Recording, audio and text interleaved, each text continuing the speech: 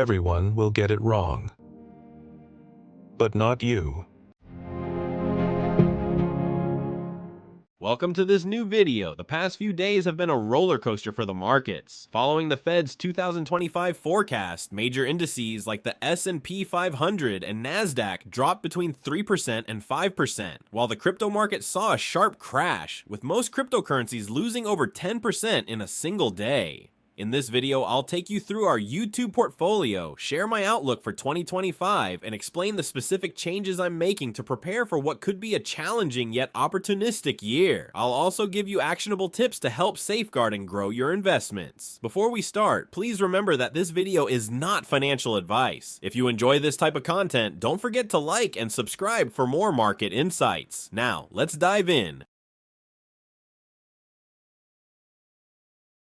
Now, let's dive into the performance and structure of our YouTube portfolio, which has had an incredible journey this year. Since starting in March, we've invested a total of $5,000, and with the power of consistent investing and strong market decisions, the portfolio has grown to an impressive $7,157. That's a performance of plus 59.85% compared to the NASDAQ, which delivered plus 31.76% over the same period. We've also held on to $836 in cash, providing flexibility to act on opportunities as they arise. Let's take a closer look at the YouTube portfolio and how it has performed this year. The portfolio has been structured carefully to balance growth and stability, and it's time to dive into the details. Our top performers have been nothing short of exceptional, driving much of our impressive returns. Palantir is leading the charge with a staggering plus 280% performance, fueled by its groundbreaking advancements in AI and key government contracts. Sophie has delivered an impressive plus 140%, capitalizing on the growing demand for personal finance solutions and its strong foothold in the financial sector. And Shopify rounds out our top three with a solid plus 114%, benefiting from e-commerce's sustained momentum and robust earnings this year. The portfolio is well diversified across 20 positions and 7 sectors, with some key contributors making up the bulk of our investments. JD.com, which represents 10.17% of the portfolio, is a strategic play on China's economic recovery and growth potential. Tesla, accounting for 9.07%, remains a cornerstone due to its leadership in electric vehicles and relentless innovation. And SoFi, at 8.75%, exemplifies our confidence in the financial sector's evolution. By maintaining a mix of high growth and stable companies, we've positioned ourselves to navigate volatility while staying poised for upside. This year, we've made a deliberate pivot towards security. After selling a significant portion of high-risk tech stocks, we redistributed those funds to more reliable sectors. Here's the breakdown. Consumer discretionary leads at 32.72%, leveraging trends in consumer spending and demand. Financials, which make up 20.71%, are anchored by stable, growth-oriented financial institutions. And information technology, at 16.15%, reflects our continued belief in the tech sector's transformative potential.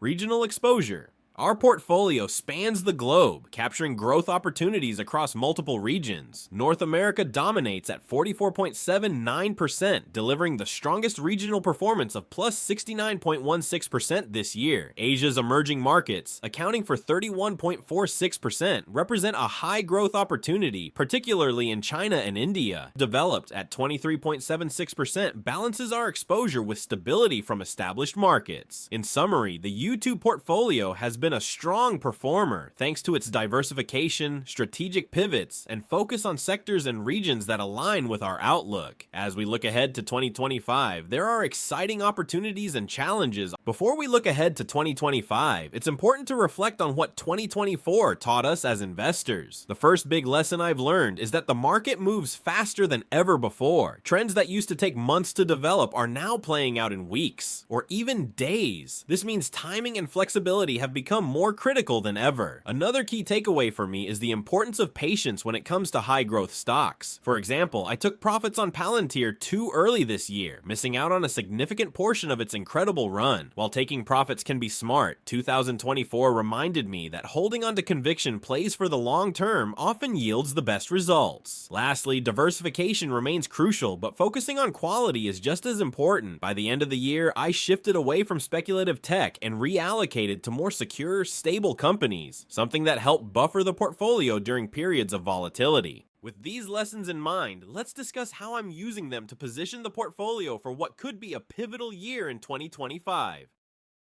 2025 African American communities have suffered under Democratic control. To those I say the following. What do you have to lose? The people, my people are so smart. And you know what else they say about my people? The polls. They say, I have the most loyal people. Did you ever see that? Where I could stand in the middle of Fifth Avenue and shoot somebody and I would. Economic weakness? We're seeing clear signs of economic slowdown, both in the US and globally. High interest rates from the Fed's aggressive tightening in previous years are starting to bite. Corporate earnings are under pressure, and layoffs in key industries are increasing. For investors, this could mean more volatility, but also opportunities to buy quality assets at discounted prices. Trade wars and tariffs. Trump's return could also bring back protectionist trade policies, potentially straining relationships with key trading partners. This would likely affect sectors like manufacturing, technology, and agriculture. While this presents risks, it could also open opportunities in domestic-focused companies that benefit from reduced competition. Tax policy changes. On the flip side, Trump's administration may pursue tax cuts, aiming to stimulate growth. Lower corporate taxes could support earnings growth, particularly in sectors like financials and industrials. As investors, we need to be ready to adjust our portfolios to take advantage of these policy shifts. My outlook. Given these factors, I'm expecting a 25 to 30% market correction at some point in 2025. This isn't to scare you, it's to prepare you. Economic uncertainty and policy changes could create pressure on valuations. However, this also means significant opportunities to buy into high-quality companies at discounted prices. With 2025 shaping up to be a challenging year, it's crucial to position your portfolio strategically. Based on the lessons from 2024 and my outlook for the coming year, here are the changes I'm making, and ones you might consider too. Focus on undervalued value stocks.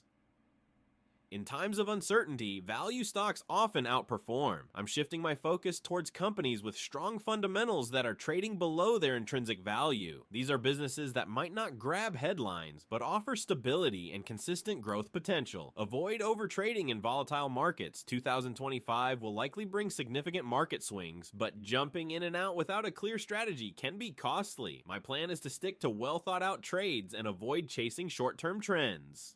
Discipline and patience are key in volatile times. Prepare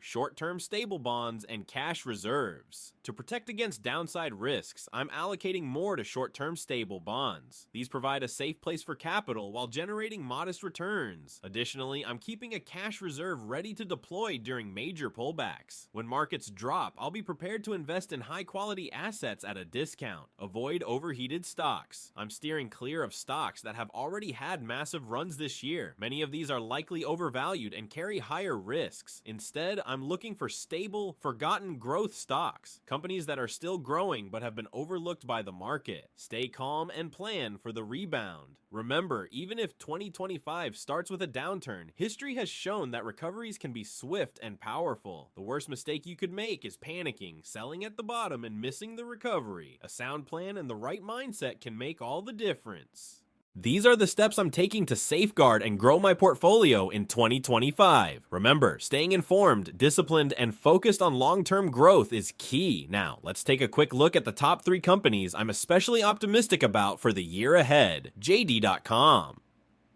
After being significantly undervalued, JD.com is a company with immense recovery potential, fueled by its dominance in China's e-commerce and logistics sectors. PayPal. It seems like everyone has forgotten about PayPal, but the data tells a different story. The fundamentals remain strong, and the company is still a leader in digital payments with plenty of room for growth. SoFi, with its impressive growth trajectory, SoFi continues to dominate the personal finance space, driven by innovation and its appeal to younger generations. What are your thoughts on these companies? companies. Do you think they'll outperform in 2025? Let me know in the comments below. If you found value in this video, make sure to like and subscribe for more insights into building a profitable portfolio. And don't forget to turn on notifications so you don't miss future updates. Coming soon, I'll be sharing my strategies for the perfect ETF portfolio and a comprehensive crypto outlook for 2025. Stay tuned. It's going to be exciting. Thanks for watching, and I'll see you in the next video.